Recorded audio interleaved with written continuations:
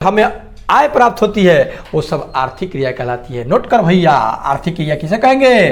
तो हमारी वे सारी क्रियाएं जिनके द्वारा क्या होती है, हमको आय प्राप्त होती है। आय माने इनकम होती है, ठीक ना। जिस क्रिया को करने से हमें इनकम मिलता है, आय प्राप्त होता है, वही हमारा आर्थिक क्रिया कहलाती है। ठीक वो करता है। ब्राउन कहे हैं, BROW है ना रे बाबा, ब्राउन मतलब भूरा होला। एक इनके अनुसार कि अर्थव्यवस्था आजीविका अर्जन की एक प्रणाली है। यो बतिया बा बनिया बा। अर्थव्यवस्था जो है आजीविका अर्जन की एक प्रणाली है, सिस्टम है। अर्थव्यवस्था के अंदर क्या करता है, लोग आजीविका ना अर्जन करता है, ठीक ना। आजीविका मतलब रोजगार। व्यवस्था समाज की सभी आर्थिक क्रियाओं का योग है। बढ़िया बात है। शॉर्ट में अगर कहा जाए तो अर्थव्यवस्था क्या है, तो ये सभी आर्थिक क्रियाओं का योग है। समाज में जितना भी आर्थिक क्रिया है, जितना भी लोग कोई काम करता है, उस सब को जोड़ देंगे ना तो अर्थव्यवस्था हो जाएगा। ओके, आइए भाई लोग, कैसा न हुआ? चला, आशा करता है कि अच्छा होगा, जहां होगा मस्त होगा, तंदुरुस्त होगा। ओके, देखो तारा, ये हमारी अर्थव्यवस्था यानी ये तो रहा है इकोनॉमिक्स, ठीक ना। पॉलिटिकल इकोनॉमिक्स बा अर्थशास्त्र इकाई एक फर्स्ट लेके हम आइल बारी जा अर्थव्यवस्था और इसके विकास का इतिहास। जो अर्थव्यवस्था है आज का, अर्थव्यवस्था मतलब समझिए आज के मतलब कि जौन तौर तरीका लोग के देखा तारा, जिए के, खाए के, रहे के, एक का अर्थव्यवस्था कहा जाए, ठीक नु। एक विकास के इतिहास हमनी के पढ़ेला बा, ठीक नु। कि का आज जौन हमनी के मोबाइल चलावा तानी जा, टीवी देखे तानी, तुरंत मोटरसाइकिल बैठ के कहीं से कहीं चले जातानी, हवाई जहाज से तुरंत कितना का सफर तुरंत तय कर लो तनी, फोन से झड़ देना, पैसा कोनो के भेजे लगा तो पेटीएम आ पे फोन आ गूगल पे झड़ देन कर देता नीनू का। एक दिन के दिन बा का एक दिन में तो नहीं हो गल बा। एकरा विकास के इतिहास पढ़े के हमारा कि भाई कितना एकरा मतलब पहले का रहले और आज का भइल बा, ठीक बा। तो अर्थव्यवस्था के विकास के इतिहास, आदमी के विकास के इतिहास हमने पढ़ब।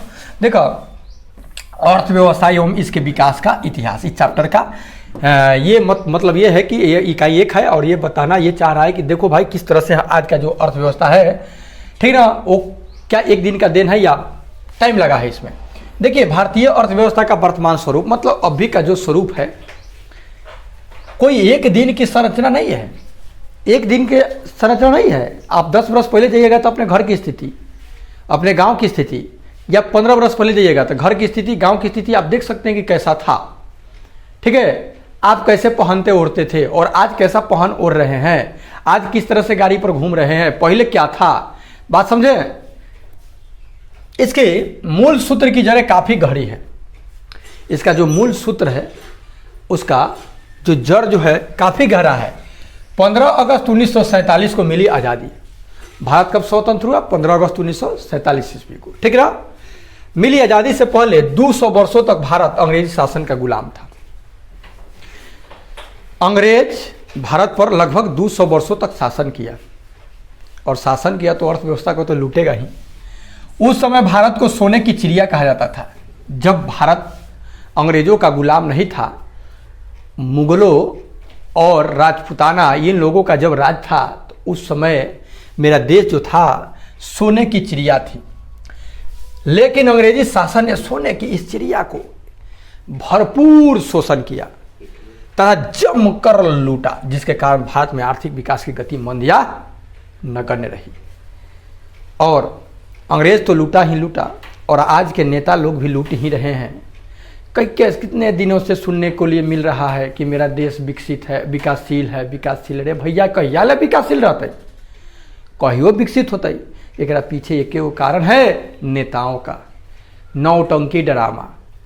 वो किस तरह से वोट बैंक हमको बनाना है, जाति की राजनीति करना है, धर्म की राजनीति करना है, और इसमें हमारे भारत की अर्थव्यवस्था का क्या हो रहा है, विकास ही नहीं हो रहा है, और विकास की गति मंद या नगण्य रही। आजादी के समय भारतीय अर्थव्यवस्था का समाज लेवल पर आर्थिक, राजनीतिक और सांस्कृतिक पुनरुत्थान कर दुनिया की एक अग्रणी अर्थव्यवस्था के रूप में प्रस्तुत करना हमारे नीति निर्धारकों के समक्ष चुनौती थी।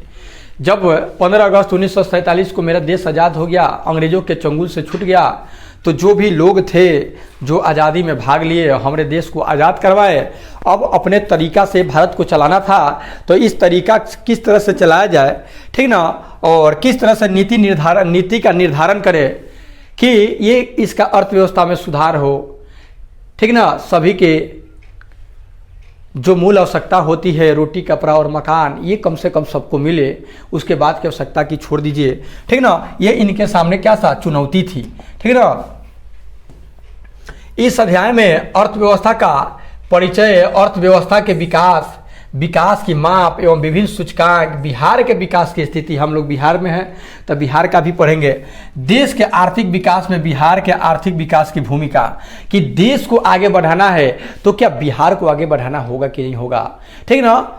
इसका इतिहास, मूलभूत आवश्यकताएं एवं विकास का संबंध आदि बातों पर प्रकाश डाला गया है। आइए तो सबसे जानते हैं अर्थव्यवस्था का परिचय पहले जान लें कि अर्थव्यवस्था होता क्या है, ठीक ना। देखिए, अंग्रेजी शासन ने भारतीय अर्थव्यवस्था का अपना एक उपनिवेश यानी कॉलोनी बनाकर रखा था। कॉलोनी यानी गुलाम, वो सब उसके हाथ में था, जैसे मन कर रहा था चला रहा था। उन्होंने डिवाइड एंड रूल यानी फूट डालो और शासन करो, फूट डालो और शासन करो, डिवाइड एंड रूल की नीति अपना करके भारत को अपना दास बना रखा और गुलाम बनाया। यहाँ पे अनेक छोटे छोटे राज्य थे, सब राज्य का अपना अपना वर्चस्व था, अपना अपना मतलब अलग अलग खिचड़ी अलग अलग लोग बना रहा था, सब अपना अपना से मतलब रखा। अंग्रेज आया, सबको एक दूसरे से क्या किया, लड़ाया, लड़ा करके अपना साम्राज्य खड़ा कर दिया, समझे। और भारत में राष्ट्रवाद, इतिहास में हम लोग इस बारे में पढ़ेंगे, ठीक ना। ब्रिटिश शासन के पूर्व भारतीय अर्थव्यवस्था कृषि प्रधान होने के बावजूद उद्योग, व्यापार, यातायात, आधारभूत संरचना में अन्य कई महत्वपूर्ण देशों की तुलना में अच्छी स्थिति में थी। जब देश मेरा गुलाम नहीं था, उस समय हमारा देश का सोने की चिड़िया कहा जाता था। और सोने की चिड़िया थी क्योंकि यहाँ का कृषि से लेकर के व्यापार वाणिज्य की जितना भी सब चीज़ था ना, ये सब का स्थिति सही था। लेकिन ये शोषण और दमनकारी संरचना में अन्य कई महत्वपूर्ण देशों की तुलना में अच्छी स्थिति में थी। लेकिन शोषण एवं दमनकारी नीतियों के कारण, शोषण समझ रहे, शोषण मतलब किसी का, जैसे सिंपल समझिए, शोषण का एक छोटा सा मैं उदाहरण दे रहा हूं। किसी से आप काम दिन भर खेत में करवा लीजिए और जब शाम के आपके पास पैसा के लिए आए तक बेला दीजिए कि जाओ शाम के पैसा नहीं मिलेगा, पक पक शाम के पैसा नहीं मिला, ले लक्ष्मी शाम के नहीं दिया जाता है। बताइए वो व्यक्ति को काम करने के बाद आई पैसा के लिए गया तो कितना दुख लगता होगा। तो उसका क्या हुआ, शोषण हुआ। दूसरा बात समझिए, काम करवा लिया 8 घंटा और पैसा दे रहे हैं 4 घंटा के, पैसा काट करके दे रहे हैं, ये भी एक तरह का शोषण हुआ। ये शोषण कई प्रकार की होती है, ठीक ना। तो ये शोषण जो किया, अर्थव्यवस्था का शोषण किया। यहाँ से रॉ मटेरियल को ले जाता था और ले जाकर के इंग्लैंड में उस सामान को बनाता था उससे, और उस सामान को फिर भारतीयों से बेचता था और कई अधिक मूल्यों पर बेचता था, दूसरे भी देशों को बेचता था। इस तरह से शोषण किया, कम दाम में खरीदता था, ज़्यादा दाम में वो बेचता था, शोषण किया। दमनकारी नीति भी अपनाया, कोई भी आवाज़ उठाता था उसको कुचलने का कोशिश करता था। भारत की स्थिति जर्जर हो गई। इस स्थिति से भारत की स्थिति क्या हो गई, जर्जर मतलब एकदम खोखला हो गया, समझ रहे, खोखला मतलब समझ रहे, एकदम फाका हो गया। गरीबी, अशिक्षा, अंधविश्वास, देखिए भैया, है गरीबी है, ठीक है, अशिक्षा है और ये अंधविश्वास, ये सबसे ज़्यादा, ये अभी भी नहीं छोड़ रहा है लोगों को। तो कहाँ से विकास होगा भारत का भाई। अरे विज्ञान तर्क के आधार, तर्क पर आधारित चीज़ होता है, तब विज्ञान को कोई मतलब वैल्यू नहीं देता है। ये मोबाइल जो होता है, मोबाइल पर बैठ करके दिन भर क्या करता है, धर्म के लड़ाई लोग लड़ते रहता है, जबकि वो धर्म, इसका मोबाइल जो है उसके धर्म की देन नहीं है। ये मोबाइल भी मतलब एक साइंस का देन है, इसी साइंस के देन से बैठ करके धर्म की मतलब राजनीति करते रहता है सब। बताइए जरा कितना मतलब कि ये विडंबना की बात है। गरीबी, अशिक्षा, अंधविश्वास, विषमता तथा शोषण का साम्राज्य था। अंग्रेजी शासन के लगभग 200 वर्षों में भारतीय अर्थव्यवस्था कोई विकास ही नहीं हुआ। प्रति व्यक्ति आय की स्थिरता, कृषि पर जनसंख्या की बढ़ती हुई निर्भरता, खेती पर लोग निर्भर हो गया, आज भी निर्भर है। इसलिए कहा जाता है कि मेरा देश कृषि प्रधान देश है। हस्तशिल्प उद्योग, हाथ से जो भी कला होता था तथा पतन तथा उसके बाद लगभग नष्ट हुई औद्योगिक व्यवस्था, इस बात को पूरी तरह से स्पष्ट कर देता है कि अंग्रेजों ने भारतीय अर्थव्यवस्था का शोषण किया। ये बात पूर्ण रूप से साबित कर दे रहा है कि अंग्रेज क्या किया, भारतीय अर्थव्यवस्था का शोषण किया। जरा जान ले हम लोग कि ये उपनिवेश क्या होता है, कॉलोनी।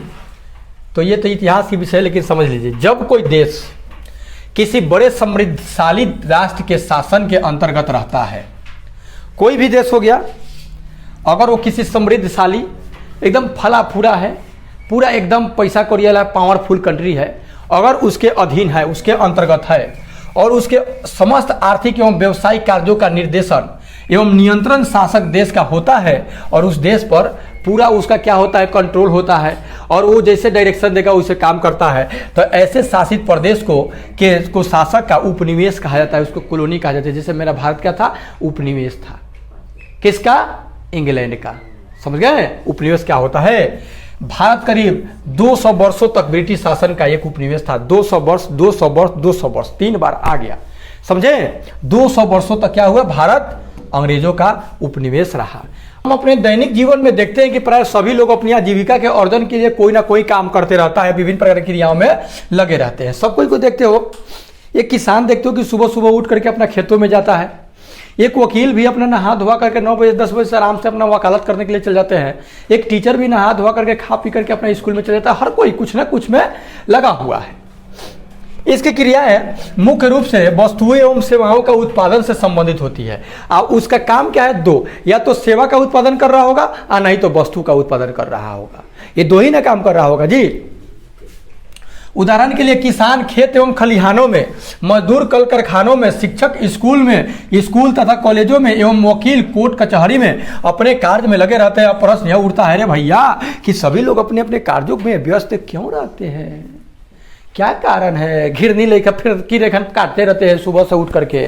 शहरों के तो लोग, और गांव देहात के लोगों को तो कुछ चैन भी है, लेकिन शहर के लोगों को चैन नहीं है। इसके उत्तर में यह कहा जा सकता है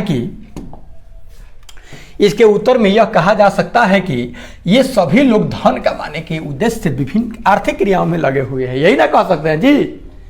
क्यों कोई सुबह सुबह उठ करके नींद अपना बर्बाद करके कामों में लगेगा, तो उसके पीछे कारण क्या है, धन कमाने के लिए, जिससे उनके परिवार के सदस्यों की आवश्यकताएं पूरी हो सके। जिसके कारण क्या हो, मतलब कि ऐसा वो करेगा, धन कमाएगा तो परिवार के जो भी आवश्यकता है उसकी आवश्यकता क्या हो सके, पूरी हो सके। हमारी वे सभी क्रियाएं जिनसे हमें आय प्राप्त होती है वो सब आर्थिक क्रिया कहलाती है। नोट कर भैया, आर्थिक क्रिया किसे कहेंगे, तो हमारी वे सारी क्रियाएं जिनके द्वारा क्या होती है, हमको आय प्राप्त होती है। आय माने इनकम होती है, ठीक ना। जिस क्रिया को करने से हमें इनकम मिलता है, आय प्राप्त होता है, वही हमारा आर्थिक क्रिया कहलाती है, ठीक ना। जैसे एक टीचर पढ़ा रहा है तो उससे जो इनकम होगा वो क्या होगा, उसका आर्थिक क्रिया होगा। एक किसान जो अपने खेतों में फसल उगा रहा है, उस फसल को बेचेगा तो जो उसे आय होगा वो उसका आर्थिक क्रिया हुआ, ठीक। अर्थव्यवस्था क्या है भैया, तो अर्थव्यवस्था एक ऐसा ढांचा है, अर्थव्यवस्था एक ऐसा तंत्र या ढांचा है जिसके अंतर्गत विभिन्न प्रकार की आर्थिक क्रिया संपादित की जाती है। अर्थव्यवस्था एक ऐसा तंत्र या ढांचा है जिसमें विभिन्न प्रकार के, एक दो प्रकार के नहीं, कई प्रकार के आर्थिक क्रिया क्या होती है, शामिल होती है। जैसे मान लीजिए कि अभी हम आर्थिक क्रिया क्या बोले कि जिससे लोग क्या करता है कि आय प्राप्त करता है, जो कोई भी काम करके जो आय प्राप्त करता है उसे आर्थिक क्रिया कहते हैं। अब ये आर्थिक क्रिया जो होता है, आर्थिक क्रिया ये कई प्रकार की होती है। आइए, अर्थव्यवस्था का एक तंत्र या ढांचा है। जैसे उद्योग, कृषि हो गया, क्या उद्योग हो गया, कृषि से भी आपको कृषि भी आर्थिक क्रिया है, उसे भी लोगों को आय प्राप्त होता है। उद्योग यानी फैक्ट्री जो है, फैक्ट्री समझ रहे ना, तब फैक्ट्री है उसे भी वो भी आर्थिक क्रिया है, क्योंकि उससे भी आय प्राप्त होती है। व्यापार करता है लोग, खरीद बिक्री करता है, उससे भी आय प्राप्त होता है, अर्थात वो भी आर्थिक क्रियाएं हैं। बैंक में देखते हैं कि मैनेजर है, जो भी है, सरकार उसको पैसा देता है, वो भी आर्थिक क्रिया में लगा हुआ है। बीमा भी लोग कराता है, LIC, तो क्या क्या सहारा फहारा, इसी तरह से। परिवहन की क्रिया हो रहा है, कोई चीज़ माल ढुला उला रहा है तो उसमें भी पैसा मतलब आय होता है। संचार आदि, ये सभी क्या है, आर्थिक क्रियाएं हैं। तो अर्थव्यवस्था क्या है, अर्थव्यवस्था एक ऐसा तंत्र या ढांचा है जिसके अंतर्गत कई आर्थिक क्रियाएं क्या होती है, सम्मिलित होती है। ये आर्थिक क्रियाएं एक ओर तो विभिन्न प्रकार के वस्तुएं एवं सेवाओं का संपादन करती है, तो दूसरी ओर लोगों के रोजगार के अवसर भी प्रदान करती है। एक तरह से तो लोगों का क्या करता है, ये सेवाओं और वस्तुओं का क्या करता है, संपादन करता है, तो दूसरी ओर लोगों को रोजगार भी मिलता है, ताकि वे अपनी आवश्यकताओं की संतुष्टि हेतु देश में उत्पादित वस्तुओं एवं सेवाओं का क्या कर सकते, क्रय कर सकते, क्रय मतलब खरीद सके। अब विक्रय मतलब बेच सके। ओके, तो आई होप समझ रहे होंगे। आइए देखते हैं नेक्स्ट आगे बात क्या कह रहा है। देखिए, इस तरह प्रत्येक अर्थव्यवस्था के दो प्रमुख कार्य संपादित करता है। नंबर 1, लोगों की आवश्यकताओं की संतुष्टि के लिए विभिन्न प्रकार की वस्तुओं एवं सेवाओं का उत्पादन करती है। पहली क्या बात यह हो गया कि लोगों की आवश्यकता और संतुष्टि के लिए विभिन्न प्रकार के क्या होता है, सेवाओं और वस्तुओं का क्या होता है, उत्पादन होता है, प्रोडक्शन होता है। ठीक ना। लोगों को रोजगार के अवसर प्रदान होते हैं। दो काम होता है, दो काम होगा। फैक्ट्री खुलेगा तो उससे आर्थिक क्रिया हुआ, उससे लाभ होगा और उसमें लोगों को काम मिलेगा। ठीक ना। अर्थात सेवा और रोजगार, वस्तुओं को सेवाओं और रोजगार उत्पादन करती है और लोगों को क्या होता है, रोजगार का अवसर भी मिलता है। देखिए, कुछ अर्थशास्त्रियों ने अर्थव्यवस्था को निम्नलिखित प्रकार से परिभाषित किया है। वो अलग अलग जो अर्थशास्त्री लोग हैं वो अलग अलग अर्थव्यवस्था को परिभाषित करते हैं, लेकिन एक सुपर परिभाषा आप पहले याद रखिएगा कि अर्थव्यवस्था एक ऐसा तंत्र या ढांचा है, अर्थव्यवस्था एक ऐसा तंत्र या ढांचा है जिसके अंतर्गत कई आर्थिक क्रियाएं सम्मिलित होती है। जैसे खेती बाड़ी हो गया, फैक्ट्री में काम करना, टीचर अपना टीचिंग करता है, स्कूल या कॉलेजों में पढ़ाता है, वकील वकालत करता है, ये सभी आर्थिक क्रिया हैं। कई आर्थिक क्रियाएं सम्मिलित होती है। यही अर्थव्यवस्था है, ये तंत्र या ढांचा है। इसका एक ही उद्देश्य रहता है, पैसा कमाना, आय अर्जित करना, और आय अर्जित करके क्या करना, अपने घर परिवार की स्थितियों को सुधारना, आवश्यकताओं की पूर्ति करना, बाल बच्चा का पढ़ाई लिखाई सब। ठीक ना। एक व्यक्ति है आर्थर लेविस, ये अर्थशास्त्री हैं आर्थर लेविस। ये जानते हैं अर्थव्यवस्था के बारे में क्या कहे, कहे ना कि देख भैया, अर्थव्यवस्था का अर्थ किसी राष्ट्र के संपूर्ण व्यवहार से है। ये कहे कि जानते हो अर्थव्यवस्था जो है ना, ये कौन राष्ट्र के संपूर्ण व्यवहार से कि वो कैसा व्यवहार करता है। ठीक ना। जिसके आधार पर मानवीय आवश्यकताओं की संतुष्टि के लिए वो अपने संसाधनों का प्रयोग करता है। भैया ये हद तक ठीक है। आर्थर लेविस का जो है कि अर्थव्यवस्था जानता रखा बा, ये अर्थव्यवस्था का मतलब ये होकर कि संपूर्ण वो देश के संपूर्ण व्यवहार से बा कि वो देश का व्यवहार कैसा है, जेकरा अंतर्गत मानवीय आवश्यकताओं की संतुष्टि के लिए वो अपने संसाधनों का प्रयोग करता है कि मानव के आवश्यकता जो है उसका संतुष्टि कैसे किया जाए, उसके लिए क्या करता है, अपने देश के संसाधनों का उपयोग करता है, प्रयोग करता है। ब्राउन कहे हैं, BROWN, अरे बा ब्राउन मतलब भूरा होला।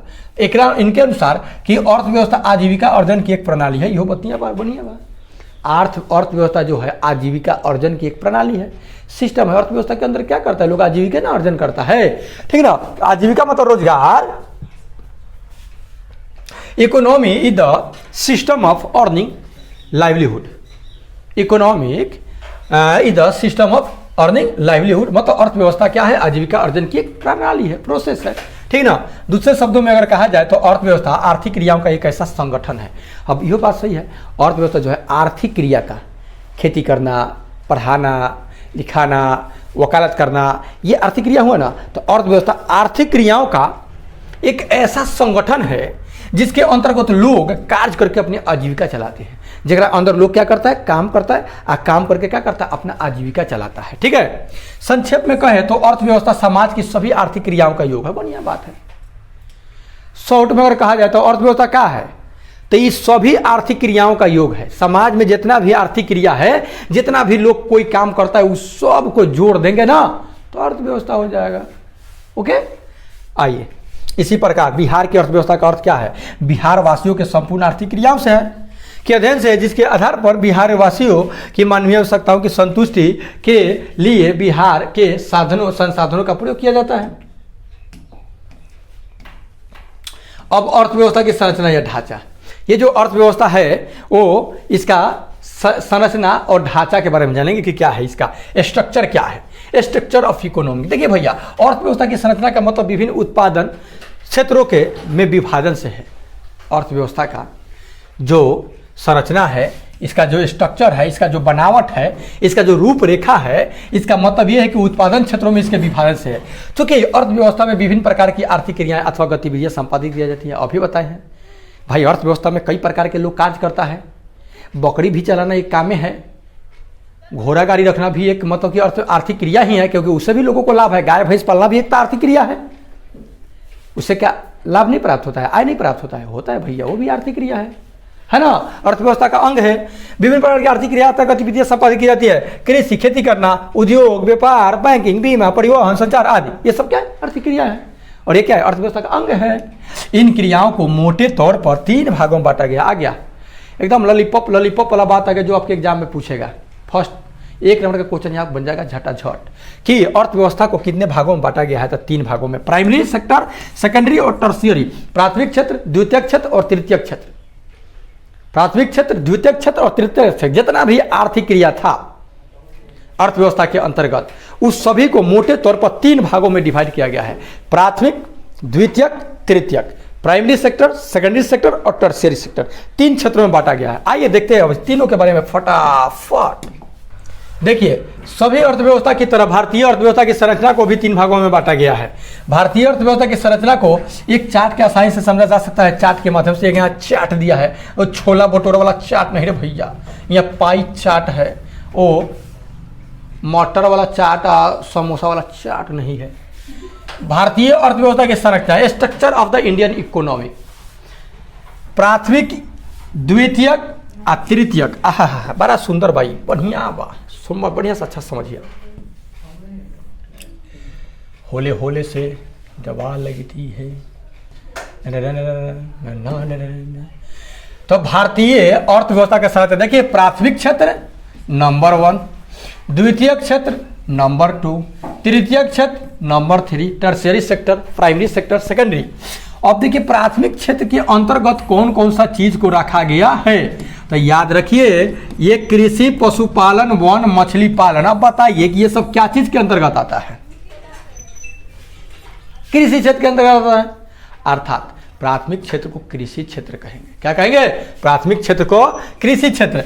द्वितीय क्षेत्र के अंतर्गत जरा देखिए क्या क्या रखा गया है, तो उद्योग को रखा गया, फैक्ट्री को, निर्माण, कोई भी चीज का निर्माण होता है, गैस एवं बिजली को रखा गया है। फिर उद्योग को भी बांट दिया है, बड़ा उद्योग, मध्यम उद्यम और लघु उद्योग, और कुटीर उद्योग। कुटीर सबसे छोटा, ओकरा से बड़का, ओकरा से बड़का और सबसे बड़का। अब में देख रहे हैं आप, द्वितीय क्षेत्र में क्या है, सब फैक्ट्री वैक्ट्री है, अर्थात इसको औद्योगिक क्षेत्र कहेंगे। प्राथमिक क्षेत्र को कृषि क्षेत्र, द्वितीय क्षेत्र को औद्योगिक क्षेत्र, अब बच गया टर्शियरी सेक्टर, तृतीय क्षेत्र। एकरा अंतर्गत जानते हैं क्या क्या है, इसके अंतर्गत है आपका बैंक, परिवहन, संचार, व्यापार, अन्य सेवाएं, अन्य सेवा, टीचिंग, पढ़ाई लिखाई। तो ये टर्शियरी सेक्टर, अर्थात तीसरा क्षेत्र को हम कहेंगे सेवा क्षेत्र। क्या कहेंगे, सेवा क्षेत्र नहीं, सेवा क्षेत्र। इसको हम बोलेंगे कृषि क्षेत्र।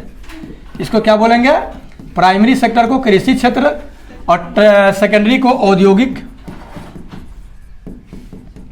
इसको औद्योगिक क्षेत्र बोलेंगे, और इसको बोलेंगे हम सेवा क्षेत्र। इसको क्या बोलेंगे, सेवा क्षेत्र। ओके, तो आई होप समझ गए होंगे इतना। अब आपसे कह देगा कि बताइए पशुपालन को अर्थव्यवस्था के किस क्षेत्र में रखा गया है, प्राथमिक क्षेत्र को, अर्थात कृषि क्षेत्र में रखा गया है। कह देंगे कि एक टीचर टीचिंग करके अपना आय प्राप्त कर रहा है, एक डॉक्टर डॉक्टरी करके अपना आय प्राप्त कर रहा है, तो बताइए वो अर्थव्यवस्था के किस क्षेत्र के अंतर्गत है, सेवा क्षेत्र के अंतर्गत है। कहीं कोई मजदूर फैक्ट्री में जाकर के काम कर रहा है, लोड हो रहा है, किस क्षेत्र के अंतर्गत है, द्वितीयक यानी औद्योगिक क्षेत्र के अंतर्गत है। ओके, आई होप मेरे प्यारे समझ गए होंगे। कितने मिनट का वीडियो हो गया भाई, 13 मिनट, अब पहले कटा हुआ था। प्राथमिक क्षेत्र को कृषि क्षेत्र कहा जाता है। लीजिए ना, यहाँ पे दे दिया। इसके अंतर्गत खेती बाड़ी, बकरी बकरी पालना, बकरी गाय भैंस ये सब पालना मछली पालना, पोठिया गरई, टेंगड़ा, झींगा, ठीक, जंगलों में वस्तुओं को प्राप्त, जंगल से वस्तु को प्राप्त करना जैसे व्यवसाय आते हैं। द्वितीय क्षेत्र को औद्योगिक क्षेत्र कहा जाता है। द्वितीय क्षेत्र को क्या कहा जाता है, अब औद्योगिक क्षेत्र कहा जाता है। क्या कहा जाता है, औद्योगिक का। इसके अंतर्गत खनिज व्यवसाय, निर्माण कार्य, जन उपयोगी सेवाएं जैसे गैस और बिजली आदि के उत्पादन आते हैं। तृतीय क्षेत्र, टर्शियरी सेक्टर में तृतीय क्षेत्र को सेवा क्षेत्र कहा जाता है। सेवा क्षेत्र कहा जाता है। इसके अंतर्गत बैंक, बीमा, परिवहन, संचार एवं व्यापार आदि क्रिया सम्मिलित होती है। ये क्रियाएं प्राथमिक द्वितीय क्षेत्रों के क्रियाओं को सहायता प्रदान करती है। हाँ, ये जो है प्रथम और दूसरा के ये मतलब सहायता प्रदान करता है। यही में लोग पढ़ल लिखल है। अब पढ़ लिखे वाला काम करता है वही तब तक उछलाता है ना, अर्थात सहयोग करता है, इसलिए इसे सेवा क्षेत्र भी कहा जाता है। ये सेवा करता है बेचारा, इस चीज को सेवा क्षेत्र कहा जाता है, ठीक ना। राष्ट्रीय आय में इन तीनों क्षेत्रों का योगदान, राष्ट्रीय आय में विभिन्न क्षेत्रों का योगदान क्या है। प्राथमिक क्षेत्र के अंतर्गत वर्ष 1901 में 63.3% था, 47 में 58.7 था और 2007 में 22 था। मतलब आप देख रहे हैं कि प्राथमिक क्षेत्र में घट रहा है, 2007 में घट गया है। द्वितीयक क्षेत्र में देखिए 12.7 था, 14.3 हो गया, 22 हो गया था, द्वितीयक क्षेत्र में बढ़ा है। तृतीयक क्षेत्र में देखिए 23.7, 27 है, 56 है, अर्थात इसमें भी बढ़ा है। एक में ये प्राथमिक क्षेत्र में क्या हो गया, घट गया है, अर्थात कृषि क्षेत्र में लोगों का दिलचस्पी कम हुआ है क्या बे, क्यों घट गया है? घट गया रे।